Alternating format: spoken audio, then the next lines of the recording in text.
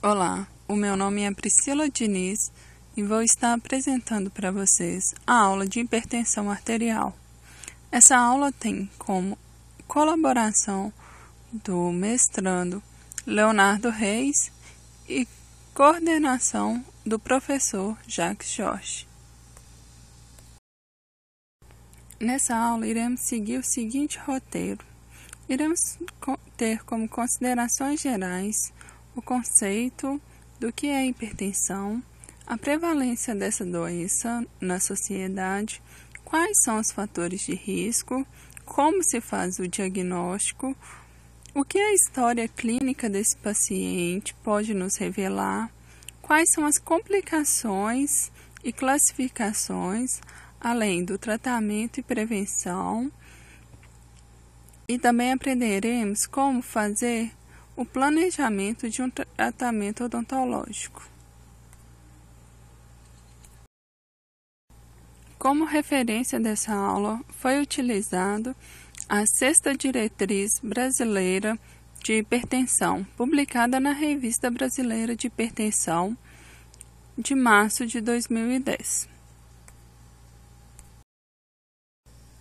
O que é hipertensão? A hipertensão arterial sistêmica é uma condição clínica multifatorial caracterizada por níveis elevados e sustentados da pressão arterial.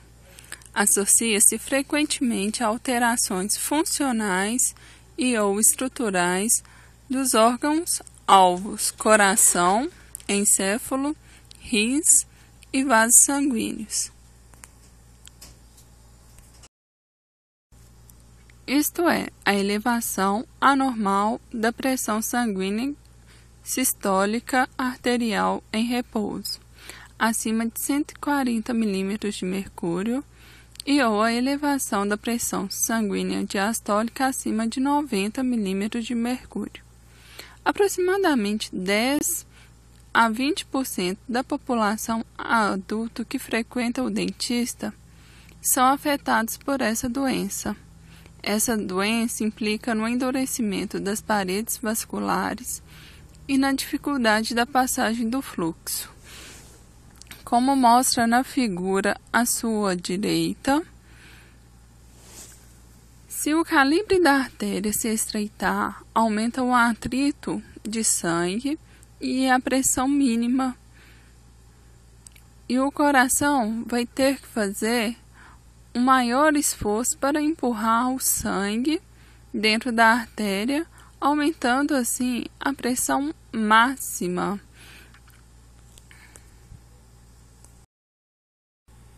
Nesse slide, podemos verificar a maior prevalência em faixas etárias mais elevadas.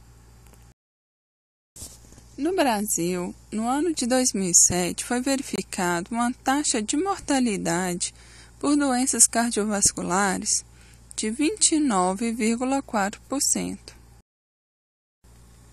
Desse total, verificamos que 12,8% foi causado devido à hipertensão arterial sistêmica. Vários fatores de risco podem influenciar nesta doença, tais como idade, gênero, etnia, fatores socioeconômicos, consumo excessivo de sal, obesidade, sedentarismo, álcool, predisposição genética e fatores ambientais. A hipertensão arterial sistêmica é diagnosticada pela detecção de níveis elevados e sustentados da pressão arterial, pela medida casual. A pressão arterial, ela deve ser realizada a medição em toda avaliação por médicos de qualquer especialidade e demais profissionais da área de saúde. Os procedimentos de medida de pressão são simples e de fácil realização. Contudo, nem sempre são realizados de forma adequada. Algumas condutas podem evitar erros, como por exemplo, o preparo apropriado do paciente, o uso da técnica apropriada e o uso de um equipamento calibrado.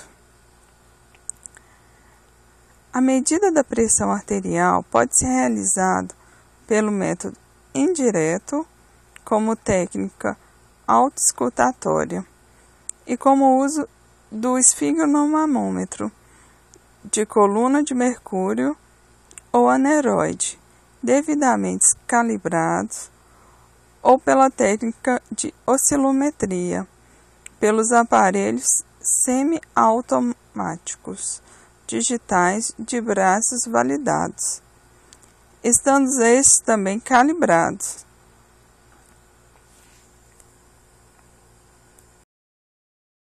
São recomendados para o diagnóstico e seguimento da pressão arterial a medida da pressão arterial no consultório, sendo que na primeira avaliação deve ser obtida medida em ambos os braços e, em caso de diferença, utilizar como referência sempre o braço com maior valor para as medidas subsequentes.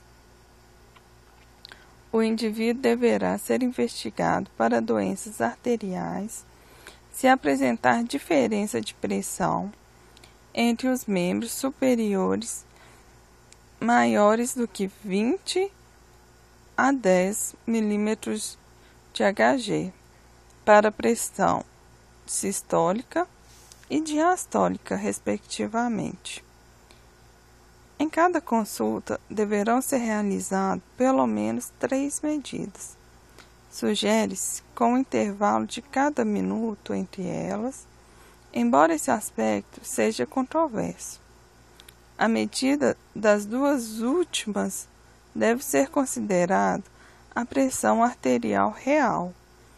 Caso as pressões sistólicas e diastólicas obtidas apresentem diferença maior a 4 milímetros, deverão ser realizadas novas medidas até que se obtenha medidas com diferença inferior. A posição recomendada para se medir a pressão arterial é sentada.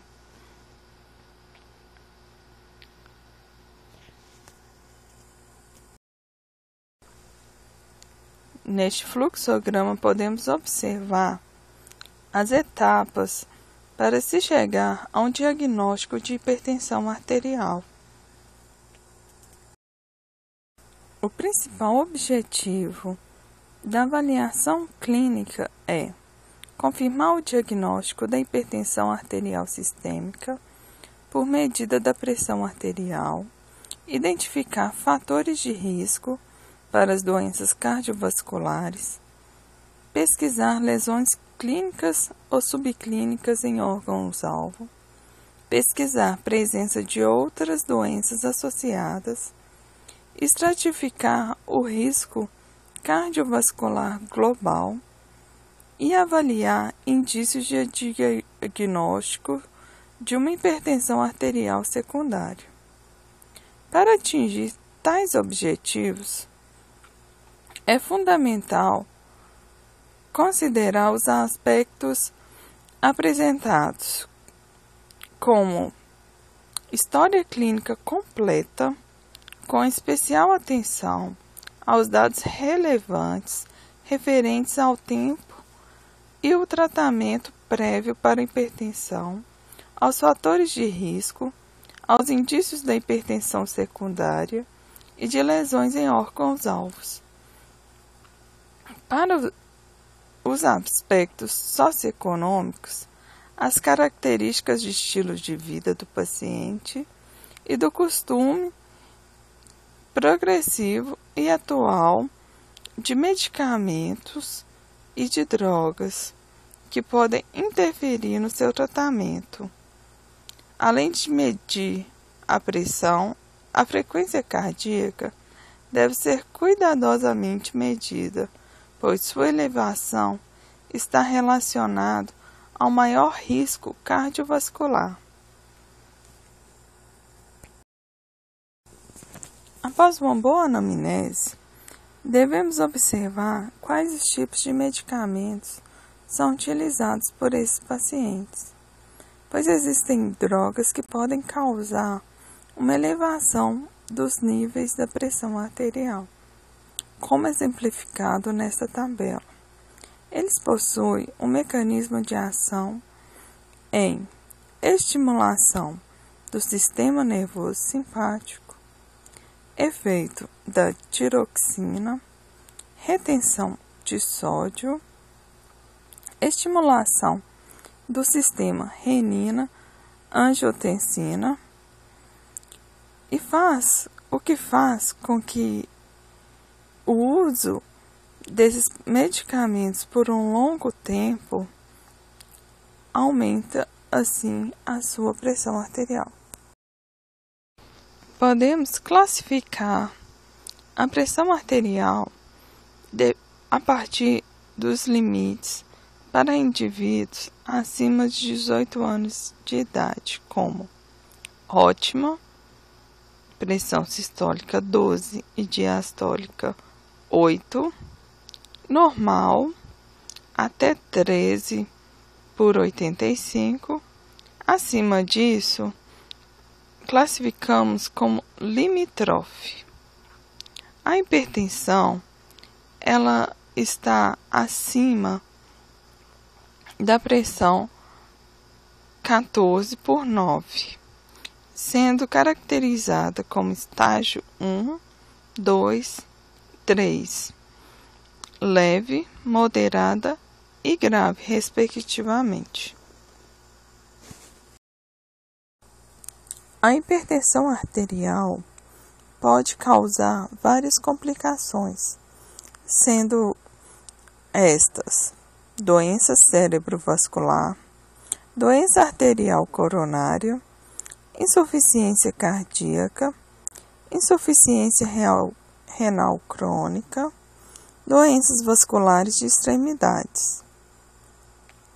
As complicações da hipertensão arterial é devido à obstrução da artéria cerebral média. As complicações da hipertensão arterial podem ser devido à hipertrofia do ventrículo esquerdo, além da falta de aporte sanguíneo que pode causar o infarto anterior e posterior lateral.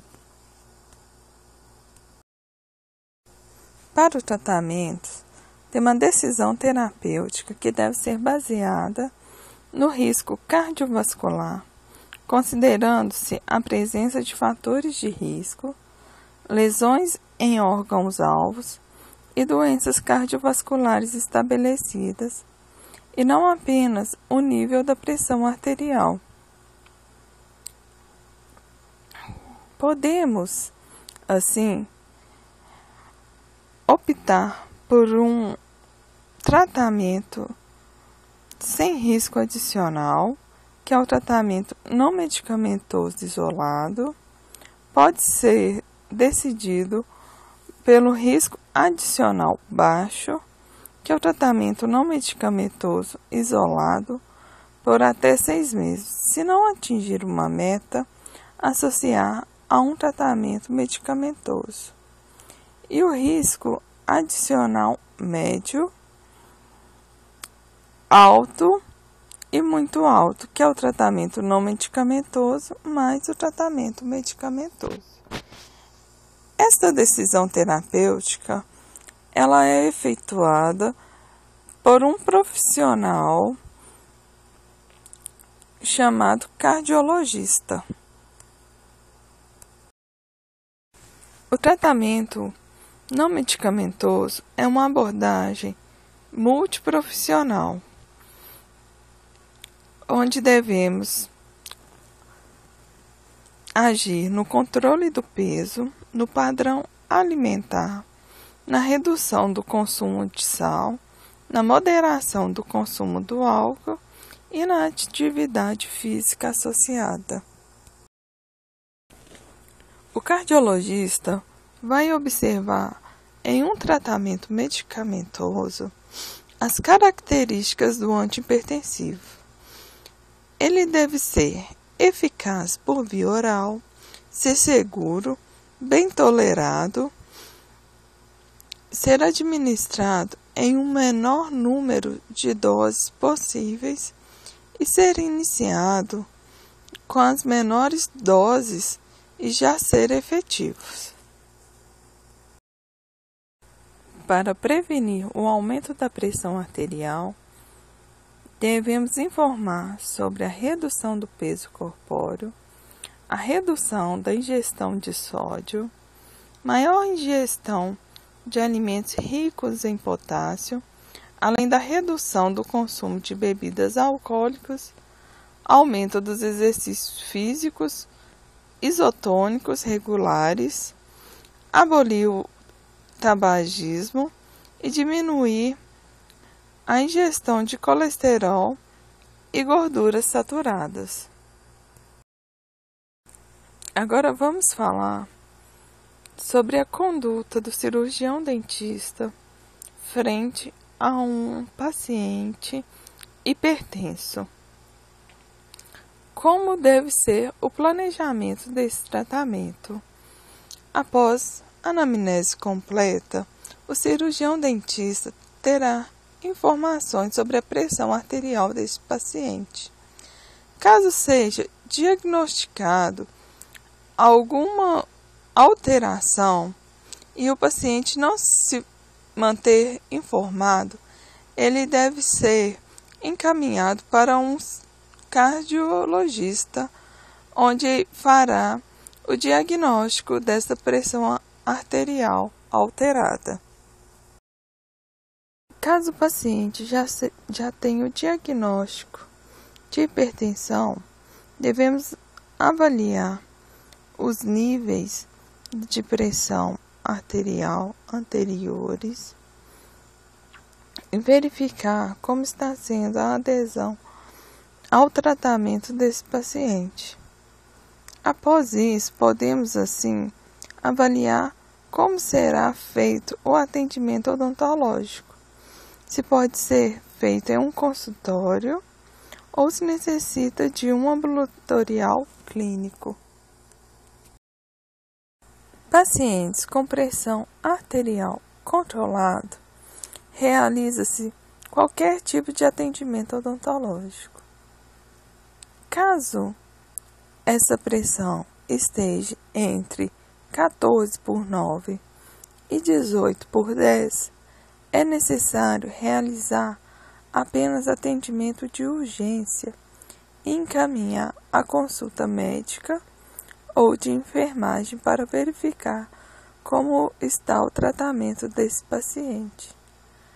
Caso essa pressão ultrapasse 18/10, é melhor suspender este atendimento e encaminhar para o atendimento em uma consulta médica. Sobre os pacientes não hipertensos, devemos orientar sobre as formas preventivas sobre a hipertensão e manter o atendimento odontológico normal. Devemos fazer o planejamento do tratamento odontológico baseado em categorias de tratamento dentário, divididos em procedimentos não cirúrgicos e procedimentos cirúrgicos. A conduta do tratamento odontológico vai depender da pressão arterial e do tipo de tratamento que esse paciente necessita, como mostra o quadro a seguir. O uso dos anestésicos em pacientes com hipertensão controlada no estágio 1 e 2 podem ser submetidos a anestésicos locais com vasoconstritores como felipressina ou alguns adrenérgicos. A epinefrina é o vasoconstritor adrenérgico mais adequado e possui como limite no máximo 3 tubetes de anestésicos locais por sessão. O paciente tem que estar com a pressão dentro dos limites. E a administração do anestésico local associado ao vasoconstritores adrenérgicos não deve ser indicado em hipertensos que fazem uso de medicação, pois este paciente pode ser susceptível a possível precipitação de episódios hipertensivos.